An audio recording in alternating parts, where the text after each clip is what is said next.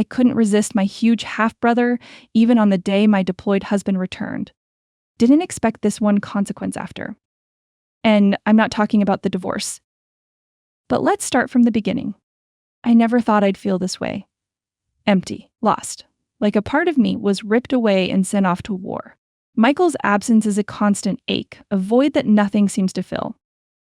Our apartment feels too big, too quiet without him here.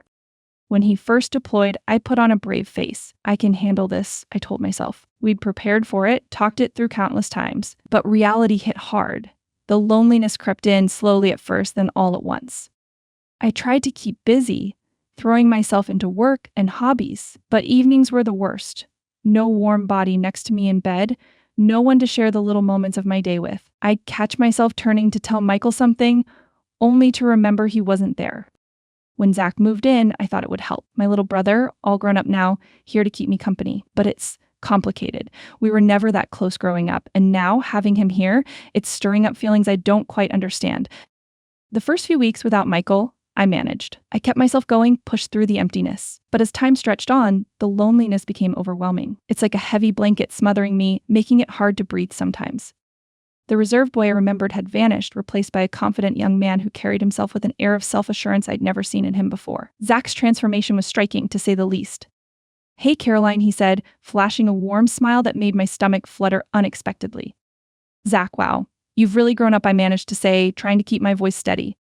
As the days passed, I found myself increasingly unsettled by Zach's presence in the apartment. It wasn't just his physical changes, though those were impossible to ignore, but the way he moved through our shared space with such ease. He'd walk around shirtless after a shower or stretch out on the couch in a way that drew my eye without meaning to. I tried to push these thoughts away, disgusted with myself for even entertaining them. This was Zach, the boy we'd taken in, practically family, but my body seemed to have other ideas reacting to his presence in ways that filled me with guilt and confusion. One particularly sweltering afternoon, I heard Zach cursing from his room. When I went to check on him, he explained that his air conditioner had broken down. "God, it's like an oven in here," I said, feeling the oppressive heat. Before I could think better of it, I heard myself saying, "Why don't you sleep in my room tonight? The AC's still working in there." The moment the words left my mouth, I felt a surge of panic. What was I thinking? But Zach's grateful smile made it impossible to take back the offer. That night, as we lay in the darkness of my room, separated by just a few feet of charged air, I found myself hyper-aware of every sound, every movement. The unspoken tension between us seemed to grow with each passing moment, and I struggled to keep my breathing even. I couldn't sleep that night. The air was thick with unspoken words, and Zach's presence beside me felt like a live wire. I tossed and turned, hyper-aware of his breathing, the rustle of sheets as he moved. When our eyes met in the darkness, something electric passed between us. Before I knew what was happening, we were kissing. It was desperate and wrong, a moment of weakness that felt both exhilarating and devastating. As quickly as it started, it ended. We pulled apart, the weight of what we'd done crashing down on us. "I'm sorry," Zach whispered, his voice cracking. "I shouldn't have."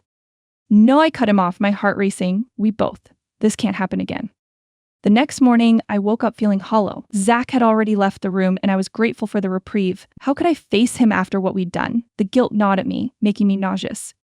I tried to go about my day as normally as possible, but every time I caught a glimpse of Zach, my stomach churned. We danced around each other, exchanging awkward glances and mumbled words when necessary. The easy companionship we'd shared was gone, replaced by a chasm of shame and regret.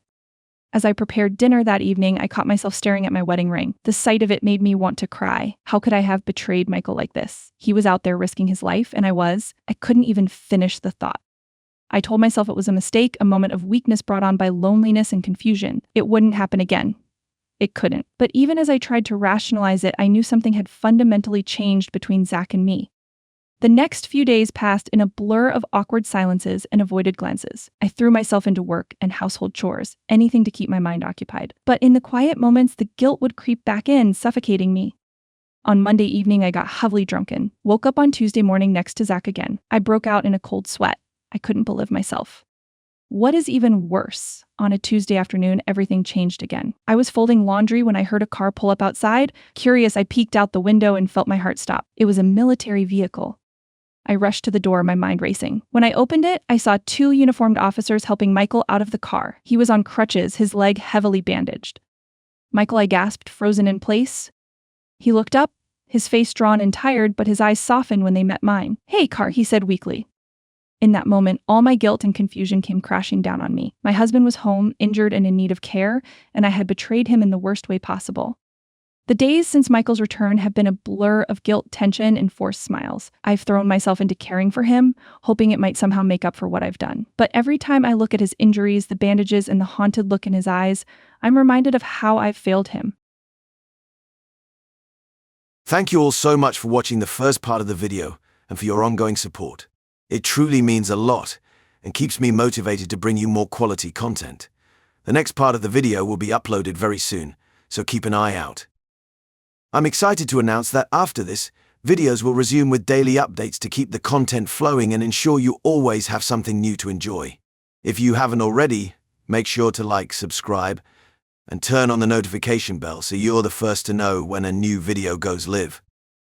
Your continued support helps the channel grow and allows me to keep creating content for this amazing community. Thanks again, and I can't wait to see you in the next one.